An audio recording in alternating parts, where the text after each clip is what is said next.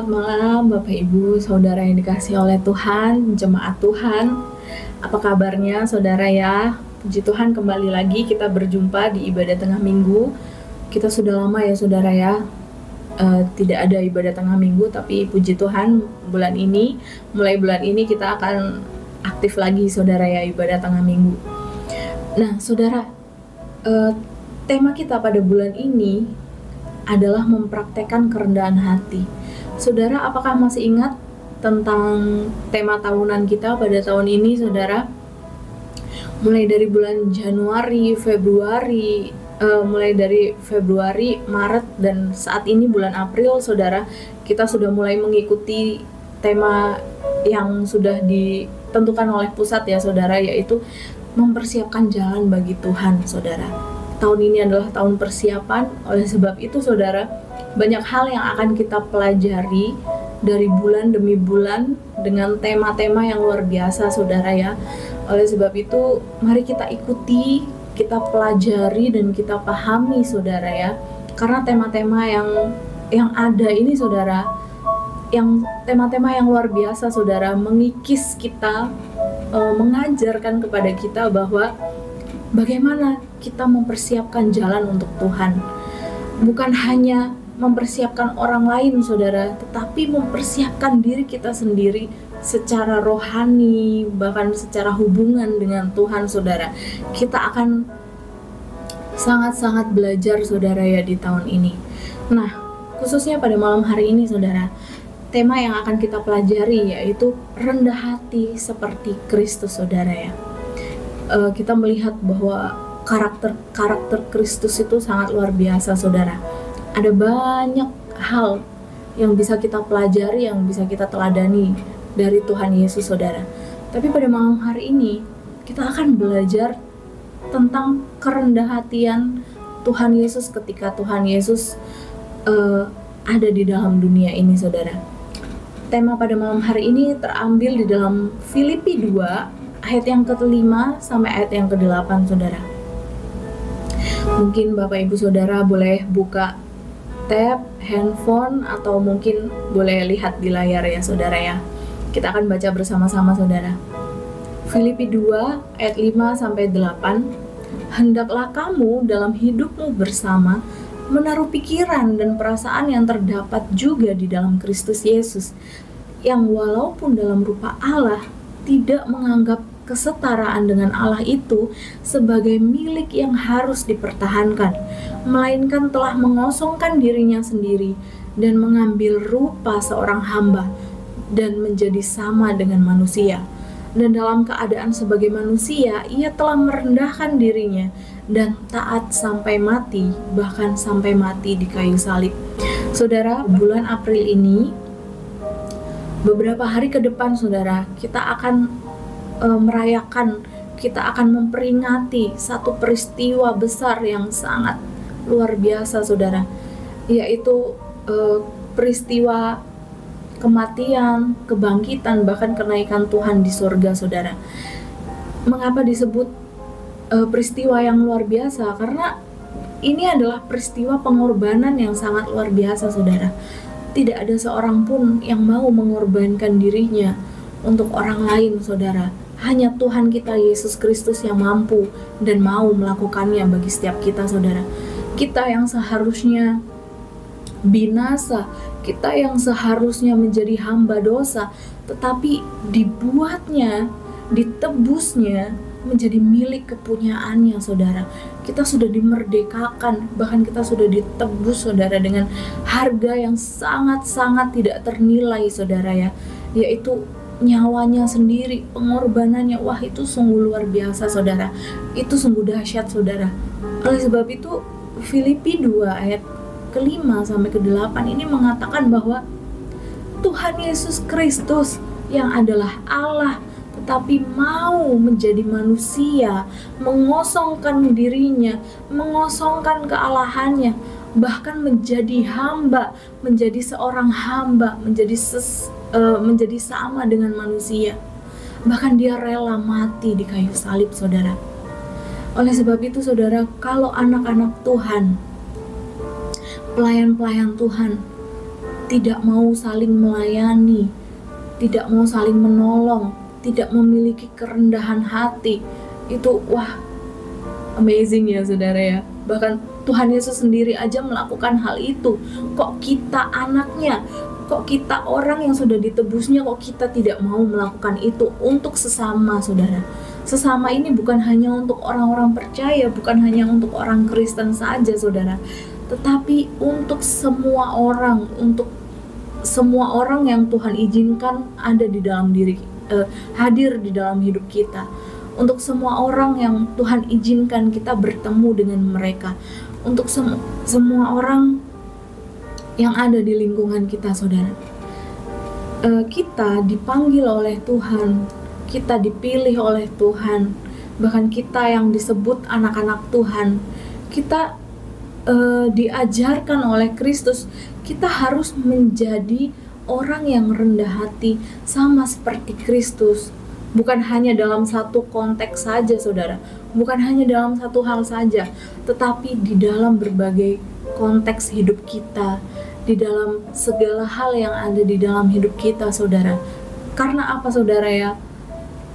Karena dengan rendah hati kita telah mencerminkan karakter Kristus. Karena dengan rendah hati kita sudah mencerminkan kasih Kristus loh saudara. Dan hal itu membantu kita untuk terus hidup di dalam kehendak Allah saudara. Mengapa kita harus rendah hati saudara, sama seperti Kristus saudara? Kenapa sih? Apa sih yang Tuhan mau? Kenapa Tuhan mau kita sebagai anak-anaknya harus hidup di dalam kerendahan hati? Kristus mengajarkan kepada kita saudara, bahwa kerendahan hati itu sangat-sangat penting saudara. Penting untuk apa sih? Kerendahan hati itu sangat penting untuk menjalin hubungan yang harmonis, yang bersatu, yang hangat dengan sesama saudara. Saudara, kalau kita disebut anak-anak Allah, kita harus lemah lembut saudara. Kalau bulan yang lalu kita sudah belajar tentang mengampuni saudara ya. Orang yang mengampuni, yang benar-benar tuntas dengan pengampunan adalah orang-orang yang memiliki kerendahan hati saudara. Dan orang-orang yang memilih untuk tidak mengampuni, ya mereka bukan orang yang rendah hati saudara, karena mereka tidak mau mengampuni orang lain. Di dalam Yakobus 4 ayat yang ke-6 saudara, tertulis bahwa Tuhan menentang orang yang tinggi hati, tetapi memberikan kasih karunia kepada orang yang rendah hati.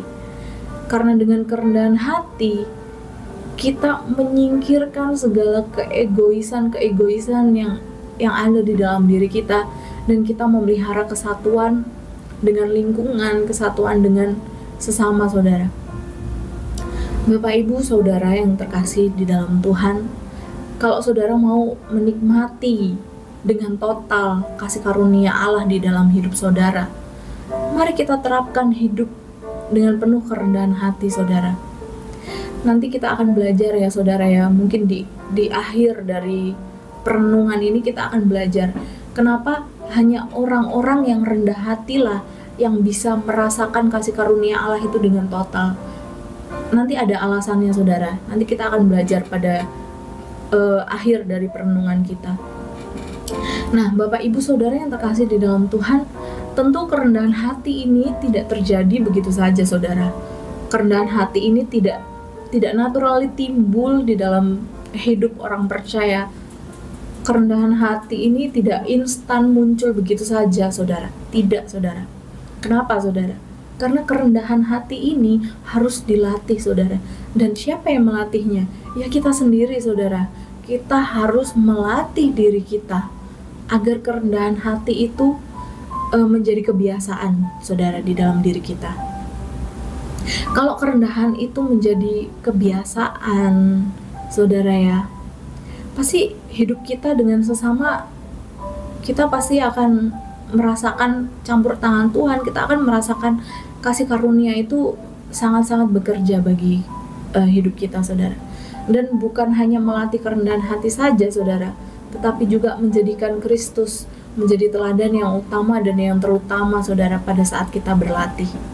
Nah, saudara, pada malam hari ini kita akan belajar beberapa langkah praktis untuk menumbuhkan dan untuk melatih kerendahan hati kita, saudara ya. Ada 2 hal yang akan kita pelajari pada malam hari ini, saudara.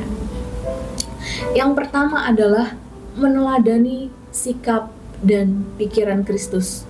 Katakan di dalam dirimu, saudara, katakan kepada dirimu, meneladani sikap dan pikiran Kristus.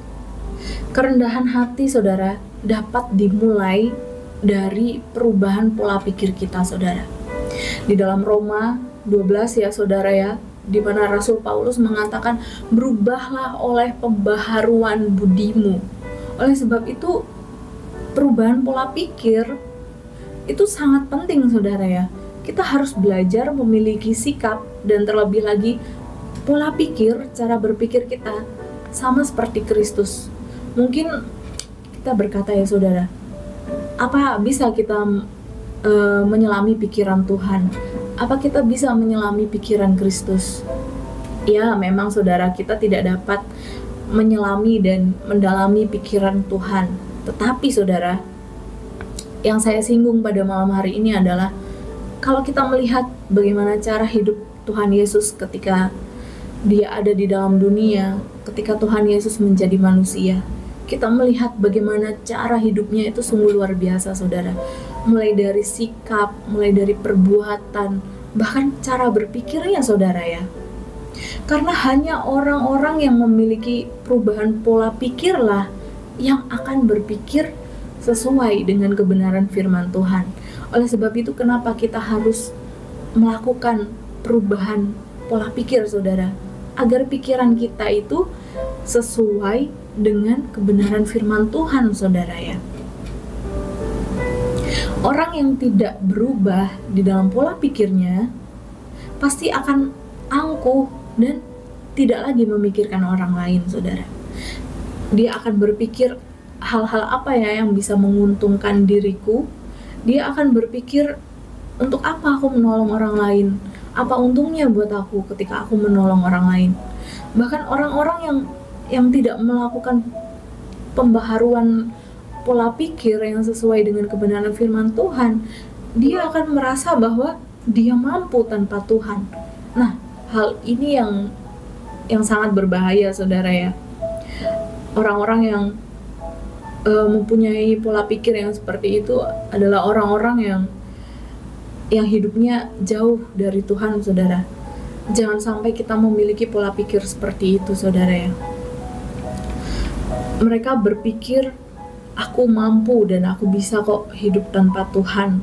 Nah, ini contoh orang-orang yang tidak berubah pola pikirnya, saudara. Di dalam Filipi 2 ayat yang ke-5 sampai yang ke-7 tadi, saudara ya, kita sudah baca, saudara. Kita perlu, saudara ya, merenungkan ayat ini, saudara. Kita perlu merenungkan hal ini. Kenapa kita harus meneladani sikap dan pikiran Kristus, saudara? Karena, saudara, kita harus belajar dari Tuhan Yesus. Kita harus meneladani Tuhan. Bagaimana kita harus bersikap lemah lembut.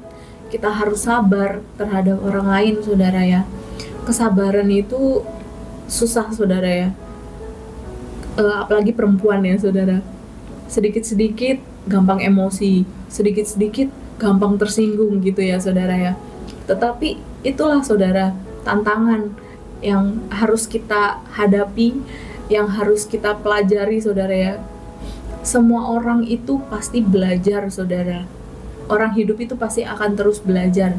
Oleh sebab itu, tidak ada orang yang gagal dalam pelajaran hidup, saudara.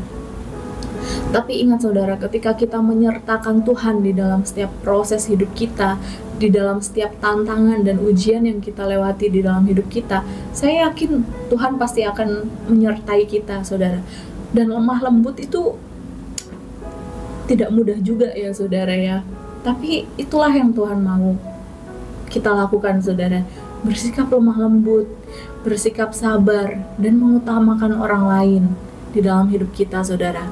Mengutamakan orang lain ini bukan berarti kita tidak lagi memusingkan diri kita tidak lagi mementingkan diri kita. Mengutamakan orang lain ini bukan berarti orang lain di atas segala-segalanya. Bukan, saudara.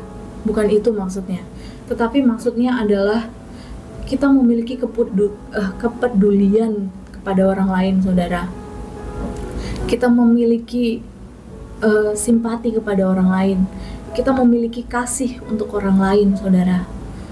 Terutama orang yang membutuhkan, orang yang mau kita tolong, saudara. Orang yang membutuhkan pertolongan, orang yang membutuhkan pokoknya, saudara ya. Di dalam Amsal 3 ayat yang ke-27 mengatakan, janganlah menahan kebaikan daripada orang-orang yang berhak menerimanya, padahal engkau mampu melakukannya. Ini, saudara, yang disebut kita harus peduli kepada orang lain. Tuhan Yesus sangat melarang ya, saudara ya.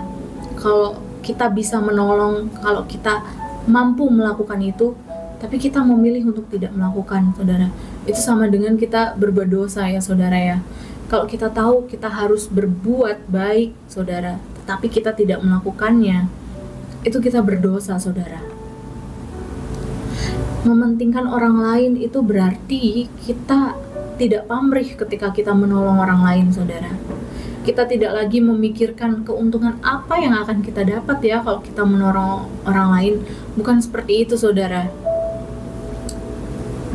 Nah, saudara, hal yang kedua yang akan kita bahas, yang akan kita pelajari pada malam hari ini, hal yang terakhir, saudara, hal yang kedua yaitu mengakui ketergantungan kita kepada Tuhan.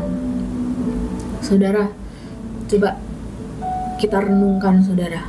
Apakah selama ini, di tahun ini aja, saudara, di tahun yang baru ini, kita sudah melalui dari bulan Januari, Februari, Maret, bahkan kita saat ini ada di bulan April, saudara. Coba kita tanya pada diri kita, saudara. Kita bergantung nggak sama Tuhan? Kita ketergantungan nggak kita sama Tuhan, saudara? Di dalam hidup kita bergantung sepenuhnya nggak sama Tuhan? Atau jangan-jangan kita tidak bergantung sama Tuhan sama sekali, saudara? Kerendahan hati itu lahir ketika kita menyadari, saudara, bahwa hidup kita harus bergantung kepada Allah, saudara. Segala sesuatu adalah dari Tuhan. Kita tidak dapat melakukan apa-apa tanpa Tuhan. Kita bukan siapa-siapa, saudara, tanpa Tuhan. Kalau saya mau mengatakan kepada diri saya sendiri, saudara, kalau aku ada hari ini, kalau saya ada hari ini, kalau saya menjadi siapa saya hari ini, itu semua karena Tuhan. Itu semua karena Tuhan melakukan karyanya di dalam hidup saya, saudara. Oleh sebab itu, kerendahan hati itu lahir ketika kita menyadari bahwa kita harus bergantung sepenuhnya kepada Tuhan. Mengakui kelemahan-kelemahan yang ada di dalam diri kita, saudara. Itulah sebabnya kita harus bergantung sama Tuhan. Saudara, kita itu manusia yang sangat lemah, saudara ya. Kita gampang nangis, kita gampang kecewa, kita gampang marah. Bahkan kita sangat mudah jatuh dalam kesalahan, saudara. Kita sangat mudah pergi meninggalkan Tuhan. Kita sangat mudah jatuh, kita sangat mudah. Pokoknya manusia itu lemah, saudara. Oleh sebab itu kita perlu bergantung kepada Tuhan, saudara. Di dalam Amsal 3 ayat yang ke-5 sampai ke-6, saya percaya kita sudah sering dengar ayat ini ya, saudara. Percayalah kepada Tuhan dengan segenap hatimu dan janganlah bersandar kepada pengertianmu sendiri. Akuilah Dia di dalam segala lakumu, maka Ia akan meluruskan jalanmu. Saudara, saat-saat ini banyak orang yang seakan-akan sepertinya mengandalkan Tuhan, padahal tanpa dia sadari, sebenarnya dia sedang tidak benar-benar mengandalkan Tuhan. Dengan dia masih khawatir. Saudara, khawatir itu boleh, tetapi kita nggak boleh hidup dipimpin oleh kekhawatiran. Khawatir itu manusiawi, saudara. Tuhan Yesus juga pernah kok khawatir, saudara. Tapi yang salah adalah ketika kita melihat kekhawatiran kita itu jauh lebih besar daripada Tuhan yang besar yang ada di dalam diri kita, saudara. Dan sangat salah juga kalau karena kekhawatiran itu kita tidak bergantung kepada Allah, tetapi justru malah bergantung kepada manusia. Seringkali kita berkata, aku bergantung kok kepada Tuhan, tapi kita masih mengharapkan orang lain untuk menolong kita. Ya oke, saudara, mungkin Tuhan menggunakan orang lain untuk menolong kita, tapi yang salah adalah ketika kita mengandalkan manusia lebih dari kita mengandalkan Tuhan. Itu yang salah, saudara. Saudara, kita tidak akan pernah benar-benar melihat pertolongan Tuhan. Kita tidak akan benar-benar melihat kasih karunia Tuhan di dalam hidup kita kalau kita tidak memiliki kerendahan hati. Ini yang akan kita bahas, saudara. Seperti yang saya sudah jelaskan tadi di awal. Saya akan menjelaskan hal itu di akhir dari perenungan kita. Ya ini, saudara. Karena apa? Karena orang-orang seakan-akan mengandalkan Tuhan, tapi tanpa dia sadari dia masih mengandalkan kekuatannya sendiri, saudara. Jangan sampai, saudara, mulut kita bilang aku mengandalkan Tuhan, tapi di dalam diri kita masih ragu, kita masih bimbang, kita masih mencari pertolongan dari orang-orang lain yang berujung pada kekecewaan, saudara, karena kita mengandalkan manusia, saudara. Saudara, jangan sampai kita mempercayai diri kita mengandalkan diri kita sendiri, bahwa tanpa Tuhan aku mampu kok, tanpa Tuhan aku bisa kok. Dan bahkan jangan sampai, saudara ya, kita merasa kita kaya, misalkan, saudara ya. Jangan sampai kita kaya karena kita merasa aku udah kerja keras, aku kaya ini karena hasil usahaku, karena aku bekerja dengan keras dan giat. Jangan sampai, saudara. Dan jangan sampai banyak orang yang merasa begini, saudara, dia sehat karena dia sudah berusaha menjaga kesehatannya dengan baik. Yes, itu bagian yang harus manusia lakukan. Tetapi, saudara, jangan sampai kita merasa, oh, aku sehat karena aku kok, aku sehat karena aku bisa jaga kesehatanku kok, aku kaya karena aku kerja keras kok. Jangan seperti itu, saudara ya. Tuhan itu sangat benci dengan orang-orang yang tinggi hati. Tuhan itu sangat benci dengan orang-orang yang congkak, saudara. Bahkan malaikat sorga jatuh karena apa, saudara? Lucifer jatuh karena apa? Karena kesombongannya, saudara. Oleh sebab itu jangan sampai kita menjadi orang-orang yang gagal mempraktekkan kerendahan hati karena kita tidak mengakui ketergantungan kita kepada Allah, saudara. Hal-hal tadi yang disebut orang-orang yang gagal menikmati dan menyadari kasih karunia Tuhan secara total karena dia terlalu memusingkan dirinya sendiri, karena dia terlalu berpikir hal-hal yang berpusat pada dirinya sendiri. Mungkin kita pernah melakukan hal itu ya, saudara, tapi malam hari ini kita belajar bahwa semuanya itu karena Tuhan. Kalau kita kaya, itu karena Tuhan yang memberkati kita. Kalau kita sehat, itu karena Tuhan yang selalu menjaga kita. Itu karena berkat Tuhan yang selalu ada untuk kita. Berkat kesehatan yang Tuhan berikan untuk kita. Kalau kita boleh hidup sampai saat ini, kita memiliki panjang umur, jangan karena kita merasa aku mampu kok menjaga diriku dengan baik. No, saudara. Tidak, saudara. Itu karena Tuhan yang mengizinkan kita memiliki kesempatan demi kesempatan yang baru yang boleh kita alami setiap hari, saudara. Kesimpulan pada malam hari ini, saudara, ingat satu hal, saudara. Ketika saudara sudah merasa dapat melakukan segala sesuatunya sendiri tanpa bergantung pada Tuhan, ingat, saudara, itu saudara sudah gagal mempraktekkan kerendahan hati. Ketika kita sudah tidak lagi mau melakukan pengampunan dan menyimpan dendam kepada orang lain, saudara, kita sudah gagal mempraktekkan kerendahan hati. Ketika saudara tidak lagi berharap dan bergantung pada Tuhan, karena saudara merasa saudara sudah memiliki segala sesuatu dan mampu melakukan segala sesuatu, saudara sudah gagal mempraktekkan kerendahan hati. Saudara, kerendahan hati bukanlah ketika kita tidak memiliki apapun dan kita tidak mampu melakukan apapun baru kita rendah hati. No, saudara. Kerendahan hati adalah ketika kita memiliki apapun dan kita memiliki segalanya, tapi kita tidak pernah berani membanggakan apa yang kita miliki melebihi Tuhan di dalam hidup kita. Itu kerendahan hati, saudara.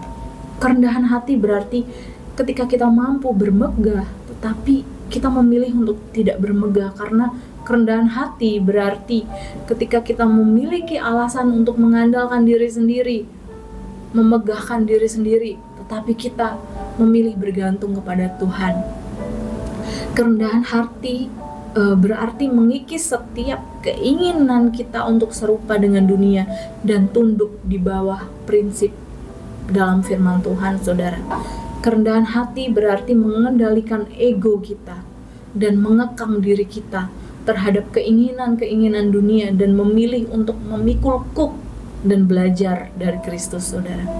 Kerendahan hati bukan kelemahan, saudara ya, tetapi kekuatan yang sejati yang membawa kita semakin dekat dengan Tuhan dan memuliakan nama Tuhan, saudara.